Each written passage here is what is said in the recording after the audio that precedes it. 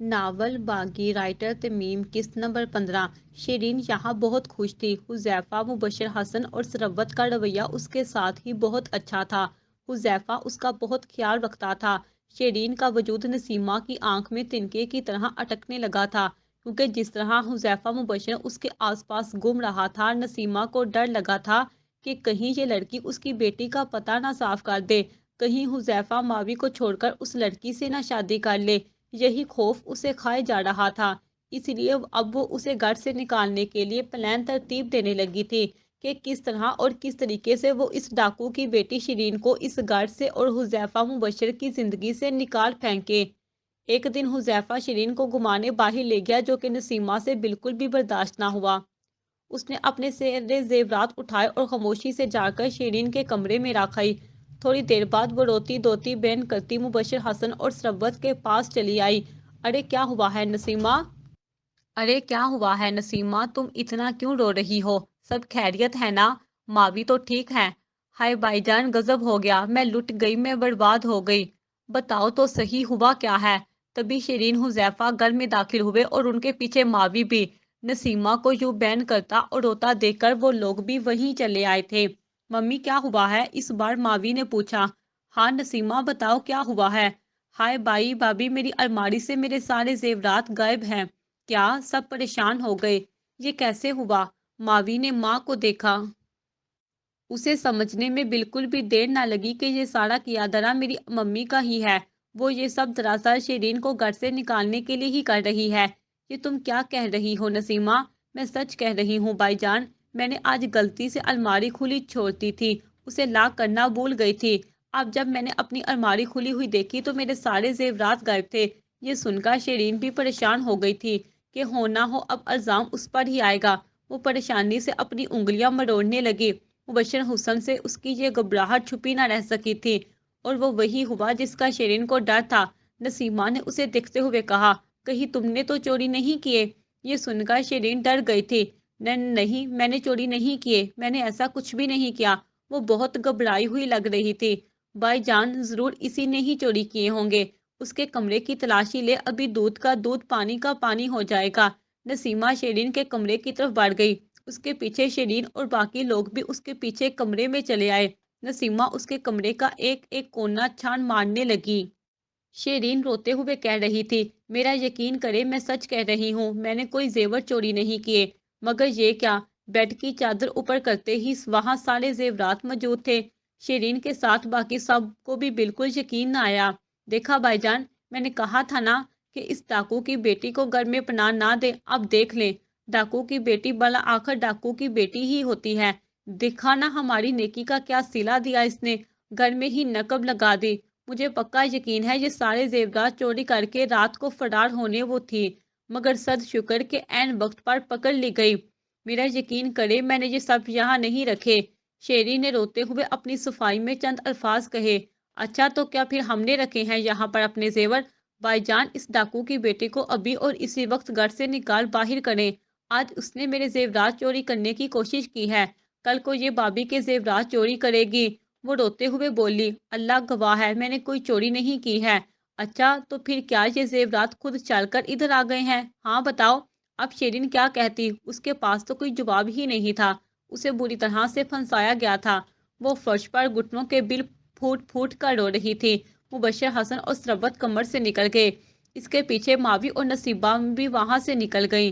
حذیفہ اس کے پاس بیٹھ گیا۔ مجھے آپ پر یقین ہے، آپ روئیں مت، میں ڈیڈ سے بات کرتا ہوں۔ نسیمہ کے زور دینے پر مبشر حسن شیرے کو گھر سے نکال رہا تھا، مگر حذیفہ بیچ میں آ گیا۔ اس نے اپنے والدین پر واضح کر دیا کہ شیرین کہیں بھی نہیں جائے گی، اگر اسے نکالا گیا تو پھر وہ بھی گھر سے نکل جائے گا۔ وہ کہ شیرین کو ادھر لے آیا تھا، اب یہ اس کی ذمہ داری ہے، جب تک کہ اس کا باپ نہیں مل جاتا وہ اس کی ذمہ داری ہے، وہ یہی رہے گی، ورنہ پھر دوسری صورت میں وہ اسے اپنے ساتھ لے کر یہاں سے نکل جائے گا۔ حذیفہ کی دھمکی پر وہ خاموش ہو گئے تھے، مگر نسیمہ کو تو بالکل بھی چین نہیں تھا۔ وہ بس کسی بھی طرح سے ڈاکو کی بیٹی کو اس گھر سے نکالنا چاہتی تھی۔ اب وہ کوئی نیا منصوبہ سوچنے لگی کہ کس طرح سے اس بار گھر سے نکالا جائے گا۔ کمرے میں آتے ہی ماوی اپنی ماں پر پھٹ پڑی تھی۔ ممی، کیا ضرورت تھی اس بیچاری پر چوری کا الزام لگانے کی؟ وہ بیچاری تو بہت معصوم ہے، اس نے آپ کا کیا بگاڑا ہے؟ کیوں اس کے پیچھے ہاتھ دھو کر پڑ گئی ہیں؟ اچھا تو پھر منہ دھو کر اس کے پیچھے پڑ جاتی ہوں میں، نسیمہ جل کر بولی۔ بے وقوف کہیں کی، وہ جیسی دکھتی ہے ویسی ہے نہیں، اس طرح کی اس کی طرف داری مت کیا کر، وہ تیرا پتہ ہی صاف کر دے گی اور تجھے پتہ بھی نہیں چلے گا۔ میں یہ سب تیرے لیے ہی کر رہی ہوں۔ ممی میں کون سا حذیفہ سے شادی کرنا چاہتی ہوں؟ مجھے حذیفہ پسند نہیں ہے۔ پلیز ممی مت کریں ایسا، میں کتنی بار کہہ چکی ہوں آپ کو کہ آپ کی ان سازشوں سے کچھ بھی نہیں ہونے والا، کیونکہ اس بیچاری کے پیچھے آپ دو ہاتھ دھو کر پڑ گئی ہیں۔ معاف کر دیں اسے پلیز، مجھے بہت برا محسوس ہو رہا ہے کہ میری ممی اس بیچاری کے ساتھ ایسا کر رہی ہے۔ مت بھولیں کہ دنیا مکافات عمل ہے ممی۔ اچھا اب تو مجھے سکھائے گی کہ کیا مکافات عمل ہے اور کیا نہیں؟ مجھے سب پتا ہے، زیادہ میری استانی بننے کی ضرورت نہیں ہے، مجھے اپنا کام کرنے دے اور تو اپنا راستہ ناپ۔ بڑی آئی مجھے مکافات عمل سکھانے والی ہے نا؟ نسیمہ بڑبڑاتی ہوئی کمرے سے نکل گئی۔ ماوی نے افسوس سے سر نفی میں ہلایا، اسے سمجھانا فضول ہی تھا، یہ تو اسے یقین ہو چلا تھا کہ اب کی بار نسیمہ کچھ نہ کچھ تو ضرور کرے گی۔ وہ اپنی ماں کی فطرت سے اچھی طرح سے آگاہ تھی، مگر وہ کیا کر سکتی تھی؟ شیرین اس واقعے کے بعد بہت محتاط ہو گئی تھی، وہ اپنے کمرے سے زیادہ نکلتی بھی نہیں تھی، کھانا اور ناشتہ بھی وہ کمرے میں ہی کھاتی تھی۔ ثروت اور مبشر حسن کو ایک دوست کی شادی پر جانا تھا، حذیفہ کی طبیعت ٹھیک نہیں تھی تو اس نے جناز سے انکار کر دیا۔ مادی نے اس دن طارق یعنی علی رضا سے ملنے کا پلان بنایا تھا تو وہ وہیں گئی ہوئی تھی۔ نسیمہ نے بھی طبیعت کی خرابی کا بہانہ بنا لیا تھا، کیونکہ اس نے شیرین کو راستے سے ہٹانے کے لیے پلان ترتیب دیا تھا، جسے آج ہی اس نے اپنے منطقی انجام تک پہنچانا تھا۔ گھر میں صرف وہ تینوں ہی تھے۔ شیرین آج کچن میں کھڑی خود ہی اپنے لیے ناشتہ بنا رہی تھی، کیونکہ ملازمہ چھٹی پر تھی۔ نسیمہ کے پاس یہ اچھا موقع تھا، وہ کچن میں آئی۔ شیرین نے اپنے لیے اورنج جوس نکالا تھا، نسیمہ نے اسے وہاں سے ہٹانے کے لیے کہا، دیکھو تو گیٹ پر کون آیا ہے، ابھی تک میں نے دستک کی آواز سنی تھی۔ جی میں جا کر دیکھتی ہوں، یہ کہہ کر شیرین کچن سے نکل گئی۔ نسیمہ نے جلدی سے اپنے ساتھ لائی شیشی کا ڈھکن کھول کر اس میں موجود زہریلا پاؤڈر اس جوس کے گلاس میں ڈال کر چمچ ہلانے لگی۔ تبھی شیرین کچن میں آئی، نسیمہ نے جلدی سے چمچ رکھ دیا اور شیشی اپنے پیچھے چھپا لی۔ کون تھا؟ نسیمہ نے پوچھا۔ میں نے جا کر دیکھا مگر وہاں کوئی بھی نہیں تھا۔ اچھا چلو ٹھیک ہے، میں چلتی ہوں۔ نسیمہ وہاں سے سیدھا اپنے کمرے میں آ گئی۔ اب اسے شیرین کی موت کی خبر کا انتظار تھا، وہ بے چینی سے ادھر ادھر ٹہلنے لگی کہ کب اسے یہ خبر سننے کو ملتی ہے۔ شیرین وہ جوس حذیفہ کے کمرے میں لے آئی۔ یہ لے جوس پئیں، میں آپ کے لیے اورنج جوس لے آئی ہوں۔ آپ کو تکلف کرنے کی ضرورت نہیں تھی، کوئی بات نہیں، یہ لیں آپ جوس پئیں۔ شکریہ۔ حذیفہ نے اس کے ہاتھ سے جوس کا گلاس لے لیا اور پھر وہ زہریلا جوس وہ گونٹ گونٹ اپنے حلق میں اتارنے لگا۔ پورا جوس پی لینے کے بعد وہ خالی گلاس شیرین کو پکڑاتے ہوئے بولا، تھینک یو۔ شیرین مسکرائی، کوئی بات نہیں۔ وہ گلاس لے کر ابھی دروازے تک ہی پہنچی تھی کہ حذیفہ نے اپنا گلا دونوں ہاتھوں سے پکڑ لیا۔ وہ بیڈ سے اٹھنے کی کوشش میں بے سدھ نیچے جا گرا۔ شیرین پلٹی مگر سامنے کا منظر دیکھ کر اس کے ہاتھ سے گلاس چھوٹ کر فرش پر گر کر کیچی کیچی ہو گیا۔ وہ اس کی طرف بھاگی، کیا ہو رہا ہے آپ کو، بتائیں نا۔ اس نے اپنا گلا دونوں ہاتھوں سے پکڑ رکھا تھا، اس کے منہ سے کوئی آواز بھی نہیں نکل رہی تھی، زور دینے کی وجہ سے اس کے گلے کی نسیں بھی ظاہر ہو رہی تھی۔ تبھی اچانک اس کے منہ سے جاگ نکلنے لگی۔ یہ دیکھ کر شیرین کو سمجھنے میں ایک لمحے کی بھی دیر نہ لگی تھی، وہ باہر کی طرف بھاگی۔ تبھی اسے نسیمہ مل گئی جو شیرین کے کمرے کی طرف جا رہی تھی، یہ دیکھنے کے اب شیرین کا کیا حال ہے، مگر ادھر تو الٹ ہی ہو گیا تھا۔ شیرین کو جو حذیفہ کے کمرے سے گھبرائی ہوئی نکلتا دیکھ کر نسیمہ نے پوچھ لیا، کیا ہوا ہے اور تم حذیفہ کے کمرے میں کیا کر رہی تھی؟ وہ نسیمہ کا سوال نظر انداز کرتے ہوئے روتے ہوئے بولی، وہ پتہ نہیں انہیں کیا ہو گیا ہے، جوس پیتے ہی ان کی حالت خراب ہو گئی ہے، ان کے منہ سے جاگ نکل رہی ہے۔ یا میرے اللہ، یہ کیا کر دیا تم نے، ہائے میرا بچہ، میرا حذیفہ۔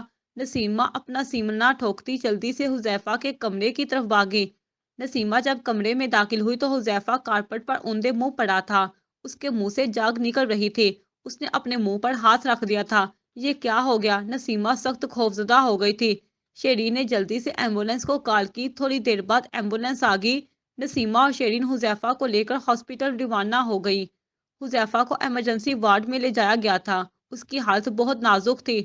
نسیمہ نے جلدی سے کال کر کے مبشر حسن اور ثروت کو بتایا کہ نہ جانے شیرین نے جوس میں کیا ملا کر حذیفہ کو پلایا ہے، کہ جس کی وجہ سے حذیفہ کو نہ جانے کیا ہو گیا ہے۔ وہ تو اچھا ہوا کہ میں نے اسے دیکھ لیا اور اسے بر وقت ہاسپٹل لے آئی۔ مبشر حسن اور ثروت جلدی سے ہاسپٹل روانہ ہو گئے، جہاں پر ان کا بیٹا موت حیات کی کشمکش میں تھا۔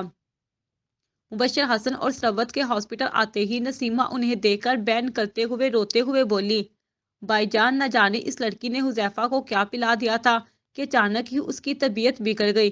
وہ تو اچھا ہوا کہ میں نے اسے وقت پر دیکھ لیا اور اسے ہاسپٹل لے کر آ گئی، ورنہ شاید اب تک تو حذیفہ کو کچھ ہو چکا ہوتا۔ اللہ نہ کرے، نسیمہ کیسی باتیں کر رہی ہو۔ نسیمہ کی بات سن کر ثروت کا دل دہل گیا تھا۔ نسیمہ کے اس الزام پر شیرین کی آنکھیں حیرت سے کھلی رہ گئی تھی۔ نہیں، کچھ نہیں کیا۔ اچھا تو نہیں کیا تم نے حذیفہ کو جوس نہیں دیا تھا جس کے پیتے ہی اس کی طبیعت اچانک خراب ہو گئی؟ بتاؤ، دیا تھا کہ نہیں؟ ہاں دیا تھا، مگر میں نے اس میں کچھ بھی نہیں ملایا تھا۔ ہم کیسے یقین کر لیں تمہاری باتوں کا؟ ہاں بولو، تم نے تو پورا پلان بنا لیا تھا کہ اس طرح تم حذیفہ کو مارنے کے بعد مجھے بھی مار کر سارے گھر کا سامان اٹھا کر یہاں سے بھاگ جاتی، مگر افسوس کہ میں نے تمہارا پلان فلاپ کر دیا۔ ڈاکو کی بیٹی ڈاکو ہی ہوتی ہے بھائی جان۔ ثروت شیرین کے پاس آئی اور اس کے گال پر ایک زوردار تھپڑ مارتے ہوئے بولی، کیوں کیا تم نے ایسا؟ اس نے تمہاری کتنی مدد کی تھی، اس کی نیکی کا صلہ تم نے اس طرح دیا کہ تم اس کی جان لینے کے در پہ ہو گئی۔ بتاؤ۔ شیرین اپنے گال پر ہاتھ رکھے ہوئے روتے ہوئے بولی، میں نے ایسا کچھ بھی نہیں کیا، آپ لوگ میرا یقین کریں، میں قسم کھا کے کہتی ہوں میں نے ایسا نہیں کیا۔ اچھا تو تمہارے کہنے کا یہ مطلب ہے کہ میں نے کیا ہے؟ میں نے اپنے بھتیجے کی جان لینے کی کوشش کی ہے۔ ہاں بتاؤ۔ وہ شیرین کو مارنے کے لیے لپکی تو مبشر حسن نے نسیمہ کو روک لیا۔ بس کر دو، یہ ہاسپٹل ہے، یہاں تماشا لگانے کی کوئی ضرورت نہیں ہے، دعا کرو کہ ہمارا بچہ بچ جائے۔ شیرین سر جھکائے رو رہی تھی، اسے ناخودہ گناہ کی سزا مل رہی تھی۔ ڈاکٹر نے انہیں بتایا کہ ان کے بیٹے کو جوس میں زہر دیا گیا ہے۔ یہ زہر ایک خاص جنگلی جڑی بوٹی سے تیار کیا جاتا ہے۔ یہ زہر بہت سی جان لیوا ہوتا ہے، مگر آپ لوگوں نے اسے بر وقت ہاسپٹل لے کر بہت اچھا کیا، ورنہ اب تک تو وہ اپنی جان سے ہاتھ دھو بیٹھتے۔ ہمیں جلد از جلد ان کا آپریشن کر کے معدہ واش کرنا ہوگا۔ آپ لوگ بس دعا کریں۔ ڈاکٹر چلا گیا۔ نسیمہ پھر پڑی، دیکھا اپنے بھائی جان، اس لڑکی نے کیا کیا؟ اس نے ہمارے بچے کو زہر دیا، وہ بھی اتنا خطرناک۔ آپ لوگوں کو پتا ہے نا کہ حذیفہ اسے جنگل سے لے آیا تھا، یقیناً یہ زہر اس نے وہیں تیار کیا ہوگا۔ نہیں، میں نے انہیں زہر نہیں دیا، میرا یقین کرے۔ وہ روتے ہوئے اپنے حق میں صفائی پیش کر رہی تھی، مگر یہاں تو وہ خود ہی جج بن گئے تھے۔ انہوں نے فیصلہ کر لیا تھا کہ اس لڑکی کے ساتھ کیا کرنا ہے۔ مبشر حسن نے پولیس کو کال کی تھی۔ جو کچھ اس لڑکی نے اس کے بیٹے کے ساتھ کیا تھا اس کی سزا وہ خود تو نہیں دے سکتا تھا، مگر وہ پولیس کو بلا چکا تھا۔ لیڈیز پولیس شیرین کو زبردستی گھسیٹ کر پولیس اسٹیشن لے گئی۔ وہ رو رہی تھی، قسمیں کھا رہی تھی کہ اس نے ایسا نہیں کیا، مگر اس کی کسی نے بھی آہ و بکار نہ سنی اور وہ بیچاری ناخودہ گناہ کی سزا کاٹنے کے لیے جیل چلی گئی۔ آج سلطان پاشا میڈم شمیم اڑا کے گھر اچانک ہی آ دمکا تھا۔ اس کی آمد سے میڈم شمیم اڑا بہت خوفزدہ ہو گئی تھی۔ وہ جانتی تھی کہ وہ یہاں کیوں آیا ہے۔ اس کی نگاہیں آس پاس امامہ کو دیکھنے کے لیے بھٹک رہی تھی۔ وہ پری وش لڑکی کہاں ہے؟ پاشا نے بالا آخر وہ سوال ہی پوچھ لیا جس سے میڈم شمیم اڑا کب سے ڈر رہی تھی۔ وہ تھوک نکلتے ہوئے بولی، وہ اپنی ایک سہیلی کی شادی پر گئی ہے چند دنوں کے لیے۔ میڈم شمیم اڑا نے جھوٹ کا سہارا لیا۔ پاشا میڈم اور شمیم اڑا کو بغور دیکھنے لگا، جیسے وہ اس کے چہرے پر یہ تراشنا چاہ رہا تھا کہ آیا وہ سچ کہہ رہی ہے یا پھر جھوٹ؟ سچ کہہ رہی ہے یا پھر تم نے اسے مجھ سے بچانے کے لیے کہیں بیچا ہے؟ نہیں تو پاشا جی، سچ کہہ رہی ہوں، آپ سے جھوٹ بول کر مجھے مرنا کیا ہے؟ آپ نے ایسا سوچا بھی کیسے؟ میں جانتی ہوں آپ کو، اگر میں نے اسے کہیں بیچ بھی دیا تو آپ چند سیکنڈز کے اندر اندر اسے ڈھونڈ لیں گے۔ یہ سن کر پاشا نے کہکا لگایا، بہت خوب، یعنی کہ تم میری طاقت کو مانتی ہو؟ جی پاشا، گڈ، ایسا ہونا بھی چاہیے، کیونکہ پاشا سے غداری کی سزا صرف اور صرف سزائے موت ہوتی ہے، سمجھ گئی؟ جی پاشا جی، ہاں، اسی میں ہی تمہارے لیے بہتری ہے۔ پاشا اٹھتے ہوئے بولا، ابھی تک کے لیے تو میں جا رہا ہوں، مگر بہت جلد آؤں گا اپنی پری وش کو دیکھنے اور اس سے ملنے۔ وہ جب بھی آئے گا تو مجھے فوراً سے کال کر دینا، میں اپنی پری وش کو دیکھنے اسی وقت دورہ دورہ آؤں گا۔ اب اتنا تو میں کر ہی سکتا ہوں اپنی پری وش کے لیے۔ پاشا ہنسا، جی پاشا ضرور۔ پھر پاشا وہاں سے چلا گیا، مگر میڈم شمیم اڑا امامہ کے لیے پریشان ہو گئی تھی، نہ جانے وہ وہاں تک پہنچی ہوگی کہ بھی نہیں۔ पाशा ने अपनी इस इमारत के नीचे एक बहुत बड़ा तहखाना बना रखा था, जहां पर कई कमरे नुमा टार्चर सेल थे, जहां पर पाशा अपने दुश्मनों को कैद रखता था और उन्हें ज़हनी जिस्मानी तौर पर टार्चर किया जाता था। उन कमरों की खुफिया कैमरों के जरिए मॉनिटरिंग की जाती थी और मॉनिटरिंग रूम की बागडोर प्रोफेसर मराज ने संभाली हुई थी। ये सारा किया धरा उसी का ही था, क्योंकि पाशा ने उसके बच्चों की जानों की धमकी दी थी, इसलिए वो अपने बच्चों की जान बचाने के लिए ये सब कर रहा था।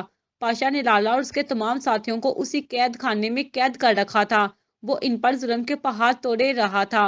वो लाला के तमाम साथियों से ये कह रहा था कि वो लाला को छोड़कर उसके साथी बन जाए, मगर वो सब अपनी बात पर और अहद पर डटे हुए थे कि वो मर तो जाएंगे, मगर लाला से गद्दारी का वो सोच भी नहीं सकते। वो सब लाला के वफादार थे। बहुत सौ ने लाला से अपनी वफादारी निभाते हुए अपनी जान दे दी थी। पाशा ने लाला के सामने एक शर्त रखी थी कि वो उसके आगे झुक जाए और वो अपने साथियों समेत उसके गैंग का हिस्सा बन जाए, मगर लाला ने साफ इनकार कर दिया क्या कि वो मर तो जाएगा, मगर उस जैसे गलीज इंसान की गुलामी हरगिज भी कबूल नहीं करेगा। सामने लाला कुर्सियों पर रस्सियों से बंधा हुआ था और उसके आदमी उसे कोड़ों से मार रहे थे। सामने खड़ा पाशा इस मंजर से और लाला की चीखों से लुत्फ अंदोज हो रहा था। जब लाला की चीख निकलती हुई उस पाशा का कहका भी। लाला ने गुस्से से कहा, हिम्मत है तो मेरे हाथ खोल और मुझसे लड़, फिर देखते हैं कि कौन बहादुर है। ये सुनकर पाशा हंसा। उसने अपने आदमी से उसे जोर से कोड़ा मारने का कहा, जिस पर उसने एक जोरदार कोड़ा उसकी पीठ पर दे मारा, जिससे लाला की चीख निकल गई। लाला, तूने मेरी नाक में दम करके रखा हुआ था, तेरी वजह से मैं खुल के काम भी नहीं कर सकता था। तू बड़े लोगों के साथ बुरा करता है, मगर मैं अच्छा बुरा नहीं देखता था। मैं जब भी कोई बुरा काम करने की कोशिश करता तो मेरे सामने दीवार बनकर खड़ा हो जाता। हाँ, इसी बात का तो फर्क है हम में कि हम बुरे लोगों के साथ बुरा करते हैं और तो हलाल हराम की बिल्कुल भी परवाह नहीं करता। तू हर जायज और नाजायज रिश्ते को मुंह से लगा लेता है। पाशा हंसा। हाँ, सही कहा तुमने लाला, बिल्कुल सही कहा। और मैं तुम्हारी तरह अच्छा बिल्कुल भी नहीं बन सकता। इसी में बुरा ही बहुत अच्छा हूँ। लोग मुझसे कितना डरते हैं, तुमने देखा नहीं? मैं जिसकी तरफ आंख उठाकर भी देखूं तो वो बंदा खौफ से कांपने लग जाता है। लाला उस पर तंजन हंसा। तुम्हें इस पर फख्र नहीं करना चाहिए, बल्कि तुम्हें तो शर्मिंदा होना चाहिए कि लोग तुम्हारे जुल्म से डरते हैं। तुम कितने बुरे हो, मरने के बाद भी तुम बिल्कुल भी याद नहीं रखे जाओगे। जिस तरह फरौन और नमरूद को कोई अच्छे लफ्जों में याद नहीं करता, तुम्हारे मर जाने पर लोग यही कहेंगे, खस कम जहां पाक। ये कहकर लाला मुस्कुराया था। पाशा को तो लाला की बात ने आग ही लगा दी थी। तुम्हारी इतनी हिम्मत कि तुम मुझे फरौन और नमरूद कहे।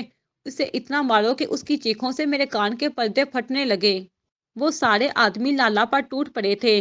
लाला लहूलुहान हो चुका था, मगर फिर भी मुस्कुराकर पाशा को देख रहा था। लाला की यही खूबसूरत मुस्कुराहट ही तो पाशा का खून जला देती थी। वो उसका कहना बिल्कुल भी नहीं मानता था। वो सच में बहुत बहादुर था। इतनी मार खाकर भी वो मुस्कुरा रहा था। डीठ हड्डी पाशा बड़बड़ाया। हंस लो जितना हंसना है, अनकरीब तो खून के आंसू रोएगा। तेरे सारे साथी मेरा जुल्म बर्दाश्त करते करते भला आखिर एक दिन थक ही जाएंगे और फिर मेरे सामने अपनी गर्दन झुका लेंगे। इसी बात का गरूर है ना तुम्हें? मैं तुम्हारा ये गरूर खाक में मिला दूंगा लाला। देखना, तुमसे ये पाशा का वादा है। लाला अब भी मुस्कुरा रहा था। पाशा कुछ सोच कर बोला, तुझे पता है तेरा वो दामाद इधर आया था? ये सुनकर लाला की मुस्कुराहट सिमटी, मगर बदकिस्मती से वो इधर से भाग निकलने में कामयाब हो गया। मगर कोई बात नहीं, मैं उसे जरूर पकड़ लूंगा। वो तो अच्छा हुआ कि वो इधर नहीं चलाया, वरना बहुत बुरा होता। ये सुनकर लाला की मुस्कुराहट लौट आई। उस दिन का इंतजार भी मत करना पाशा, वो तुम्हारे हाथ कभी भी नहीं आएगा।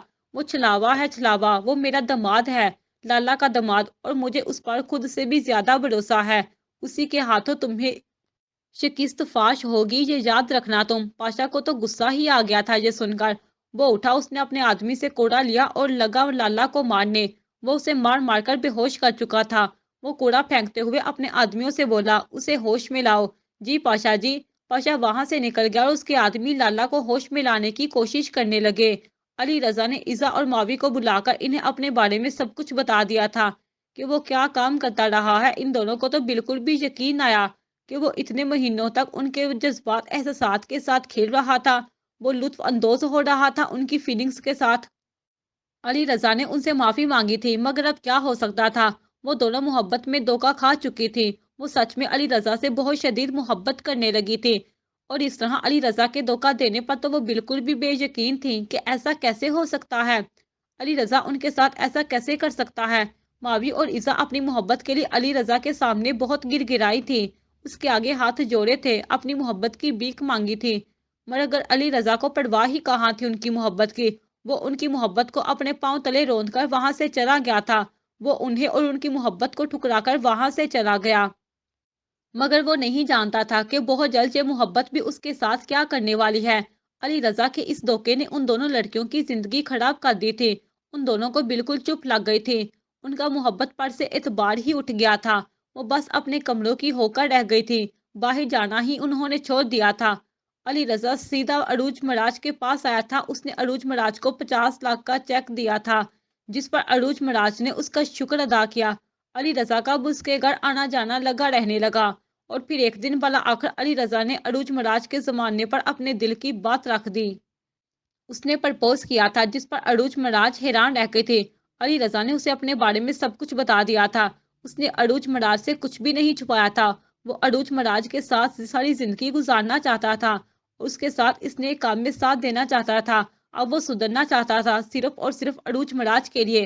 عروج مراج نے فوراً سے جواب دینا ضروری نہیں سمجھا، اس نے علی رضا سے کچھ وقت مانگا تھا، علی رضا تو اسی میں ہی خوش ہو گیا تھا، وہ خوشی خوشی گھر روانہ ہوا، اسے پورا یقین تھا کہ عروج مراج اسے انکار نہیں کرے گی۔ ایس ایچ او نے پاشا کو کال کر کے یہ خوشخبری سنائی تھی کہ لالا کی بیٹی گل لالا اس وقت ان کے تھانے میں قید ہے۔ پاشا کی کوئی خوشی کا کوئی ٹھکانہ ہی نہ تھا، وہ گل لالا کو کہاں کہاں نہیں ڈھونڈ رہا تھا، وہ اسے ملی بھی تو کہاں۔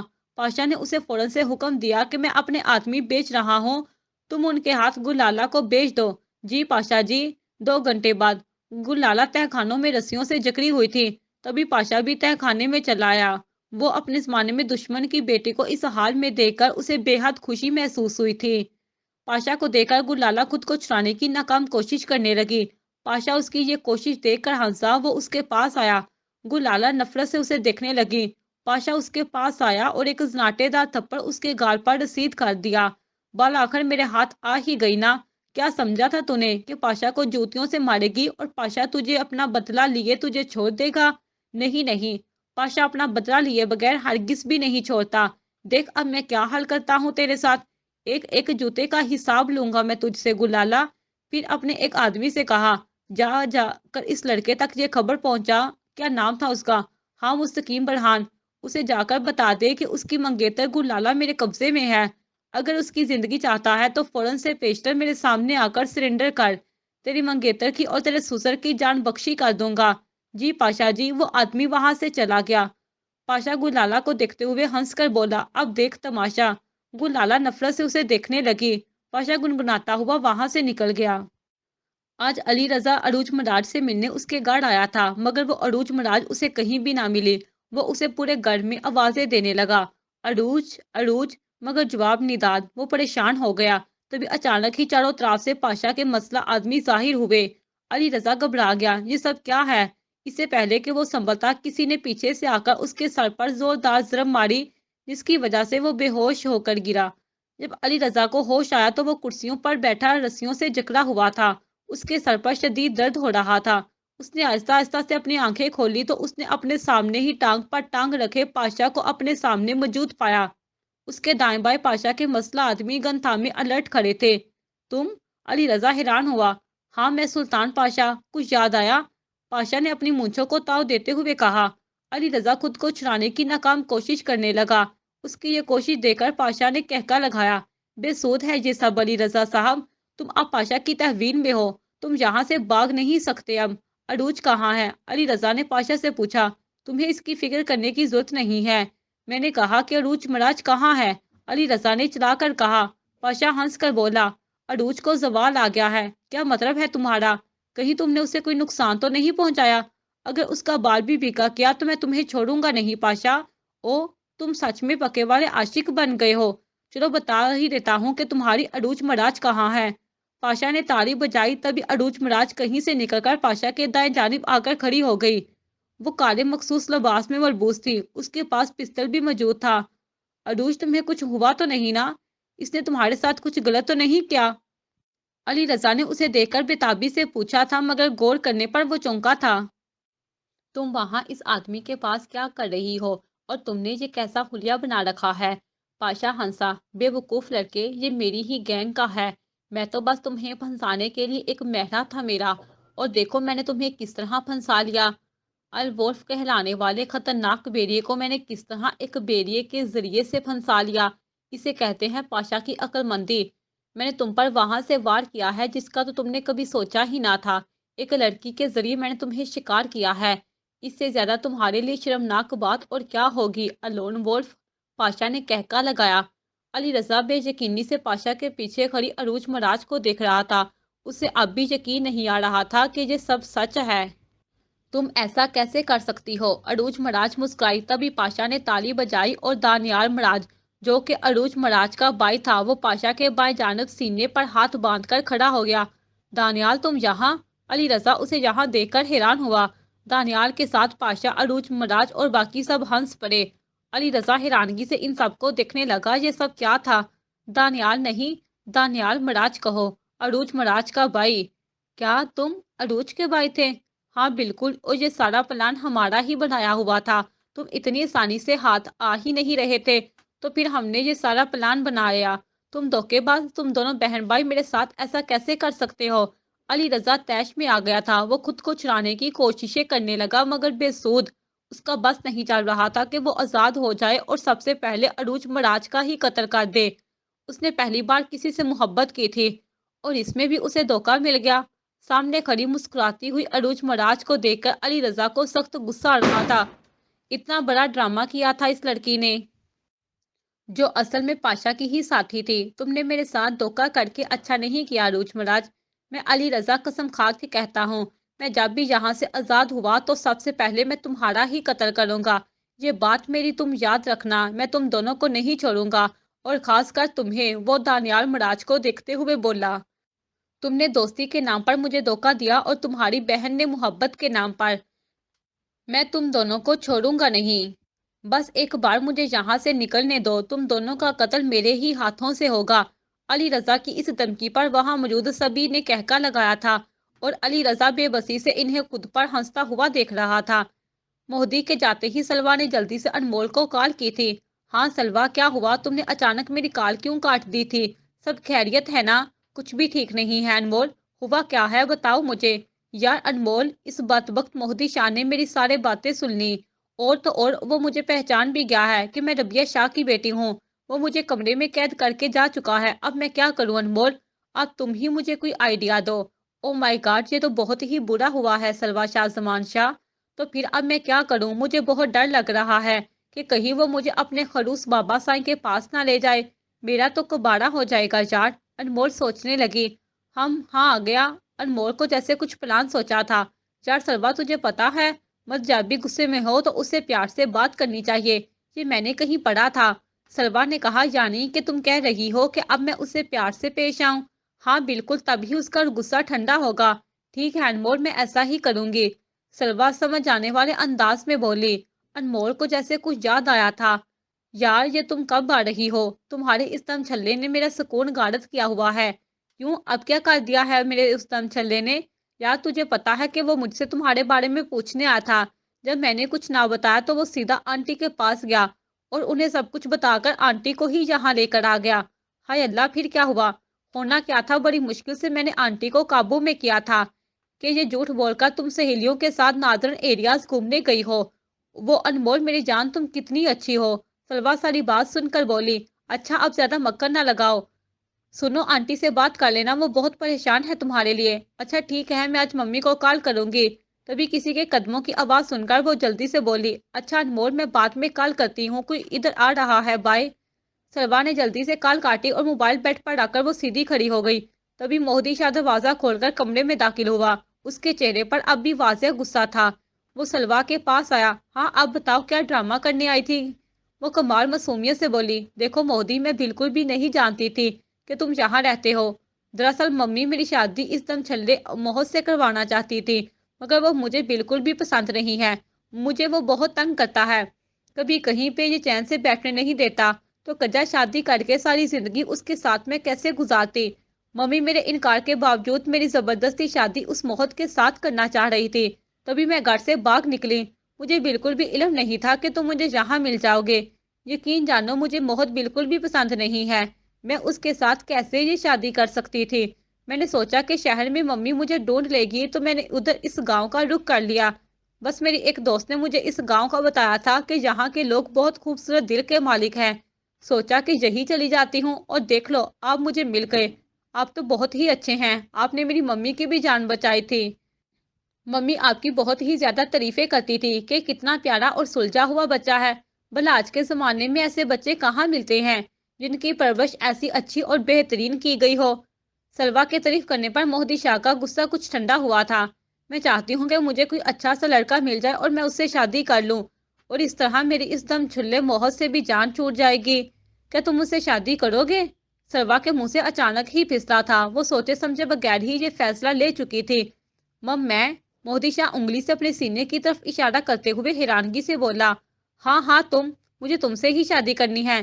तुम एक खूबसूरत और हैंडसम नौजवान हो। तुम में भला किस चीज की कमी है? अपनी तारीफ सुनकर मोदी खुश हुआ था। अगर आपने मुझसे शादी ना की तो मम्मी मेरी शादी जबरदस्ती इस दम छल्ले मोहत के साथ कर देंगी, जो कि मुझे कतई तौर पर मंजूर नहीं। मैं मर तो जाऊंगी मगर मोहत से शादी हरगिज भी नहीं करूंगी। मैं अपनी जान दे दूंगी अगर तुमने मुझसे अभी और इसी वक्त निकाह ना किया तो। क्या निकाह तुम्हारा और मेरा अभी और इसी वक्त? हाँ बिल्कुल। अगर तुमने मुझसे निकाह ना किया तो फिर मैं अपनी जान दे दूंगी और मेरे इस कत्ल के पीछे तुम्हारा ही हाथ होगा मोहदी शाह। सलवा ने उसे ब्लैकमेल करना चाहा। प्लीज प्लीज मुझसे निकाह कर लो। सलवा ने आगे बढ़कर मोहदी शाह का हाथ थाम लिया। मोदी शाह तो बेहोश होने को था। कैसी बोल्ड लड़की है ये। मोदी शाह ने आहिस्ता से अपना हाथ उसकी गिरफ्त से छुड़ाया था। उसने सलवा को एक नजर देखा। बिलाशबा वो एक बेहतरीन और खूबसूरत शरीके हयात साबित हो सकती थी। वैसे भी अगर वो सलवा से शादी ना भी करता तो जमीर अली शाह उसकी शादी अपने खानदान की ही किसी जाहर अनपढ़ लड़की से निकाह पढ़वा देता, जो कि उसे कतई तौर पर कबूल ना था। सलवा एक बेहतरीन लाइफ पार्टनर साबित हो सकती थी। जैसा उसने सोच रखा था सलवा वैसी ही थी। मोदी को यूं सोचों में गुम देकर सलवा बोली, क्या सोच रहे हो? प्लीज मुझसे निकाह कर लो। इस तरह मेरी इस बेवकूफ मोहत से जान छूट जाएगी। Please please. सलवा ने उसे अपने दोनों हाथों की उंगलियां एक दूसरे में व्यस्त किए इल्तिजा बड़ी निगाहों से मीर मोहदी शाह को देख रही थी। वो बुरी नहीं थी। उसकी माँ से वो मिल चुका था। वो एक अच्छी औरत थी। उसने सलवा की बनाई हुई कहानी पर एतबार कर लिया था। हालांकि सलवा शाहजमान शाह उससे बेवकूफ बना रही थी। वो इससे निकाह करके उसे अपना हथियार बनाना चाहती थी। इस तरह वो आसानी से अपने बाप को ढूंढ सकती थी। अगर वो पकड़ी भी जाती तो मोहदी शाह की बीवी होती और जमीर अली शाह उसका कुछ भी ना बिगाड़ता। क्यों, इतना तो वो जान ही चुकी थी कि मोहदी शाह की इस हवेली में क्या हैसियत है। वो ज़मीर अली शाह के बाद ताकतवर शख्स था। वो इसी का ही सहारा लेना चाहती थी। अपना काम मुकम्मल होने के बाद उसने सोच लिया था कि इसके बाद वो मोहदी शाह से तलाक ले लेगी। अगर तलाक ना दी तो फिर वो कोर्ट चली जाएगी। उसने सारा कुछ बस चंद मिनटों में सोच लिया था कि उसे आगे क्या करना है। मोहदी शाह कुछ सोच कर बोला, ठीक है मैं तुमसे निकाह के लिए तैयार हूँ। क्या सच में? सलवा की खुशी से चीख निकल गई। आहिस्ता बोलो, मरवाना है क्या? सॉरी सॉरी, आओ चलते हैं। वो मोहदी का हाथ पकड़े बाहर जाने लगी तो मोहदी शाह ने जल्दी से उसके बाजू से पकड़कर उसे वापस कमरे में धकेला। पागल हो क्या लड़की तुम? क्यों, क्या हुआ है? तुम इस तरह कैसे बगैर अपने विग के बाहर जा सकती हो? मत बोलो कि तुम इधर बुरी अम्मा बन के आई थी। ओ हाँ हाँ बिल्कुल। सरवा अपने सर पर हाथ मारते हुए बोली, ये मैं कैसे भूल गई। ओ सो सॉरी, मैं अपनी पहनती हूँ अपनी विग। सरवा के इस तरह कहने पर मोती शाह के होंठों पर दिल फड़े मुस्कुराहट दौड़ गई। पागल लड़की, वो जेरे लब बोला। सरवा ने बुरी अम्मा का रूप डाला और मोहदी शाह के साथ बाहर आ गई। मोहदी शाह उसका हाथ पकड़े जमीर अली शाह से बोला कि वो उसे शहर के दारुमान छोड़ने जा रहा है। जमीर अली शाह ने उसे इजाजत दे दी। मोदी सलवा के साथ अपनी गाड़ी पे रवाना हो गया। उसने कॉल करके अपने चंद दोस्तों को अपने निकाह का बताया था। उनसे कहा कि वो उसके निकाह में बतौर गवाह शरीक हों। इन्होंने हामी भर ली थी। एक दोस्त ने उसे अपने घर आने की दावत दी थी कि वो उसके साथ घर चले आए। मोदी ने हामी भर ली। मोदी ने करीब ही एक नदी के पास गाड़ी रोक दी। वो दोनों बाहर निकल आए। हम यहाँ क्यों रुके हैं? अपना हुलिया देखा है तुमने?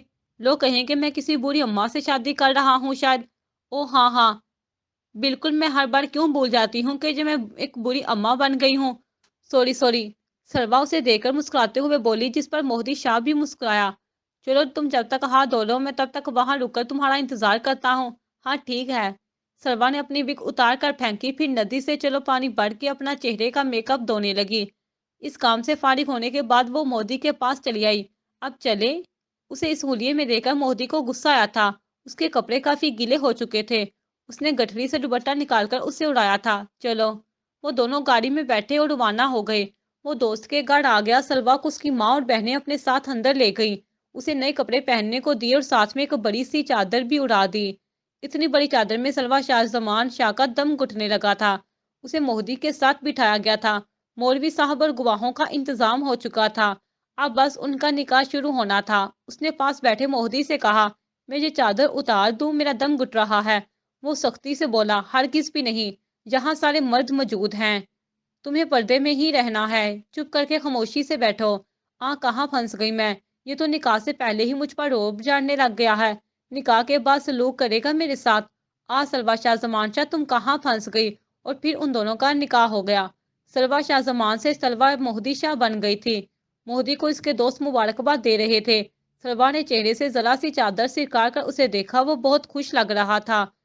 उसके देखने पर सलवा ने जल्दी से चादर नीचे सिरका ली थी। सलवा भी अपने प्लान कामयाब हो जाने पर बेहद खुश थी। वो इस निकाह को मोदी शाह को अपने हथियार के तौर पर इस्तेमाल करना चाहती थी। सलवा और मोदी शाह दोनों एक दूसरे का हाथ पकड़े दोस्त के घर से ही बाहर निकले और गाड़ी में आकर बैठ गए। सलवा डरते हुए बोली, अब क्या होगा। क्या तुम मुझे हवेली लेकर जा रहे हो। अगर किसी ने तुमसे मेरे बारे में पूछ लिया तो तुम क्या कहोगे। मोदी हंस पड़ा। मैं इन्हें बता दूंगा कि तुम मेरी मनकूहा हो। हाय अल्लाह, सच्ची में। सलवा शाह ने अपने दिल पर हाथ रखकर बेचैनी से उसे देखते हुए पूछा।